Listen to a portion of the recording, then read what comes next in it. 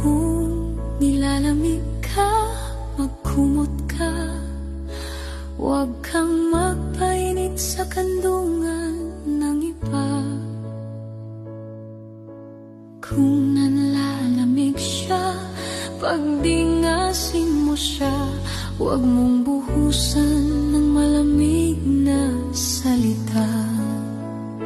Lahat ng relasyon ay dumadaan sa pagsubok. Kaya ng bakal, bago ipanday, dinadaan muna sa apoy. Bago gawing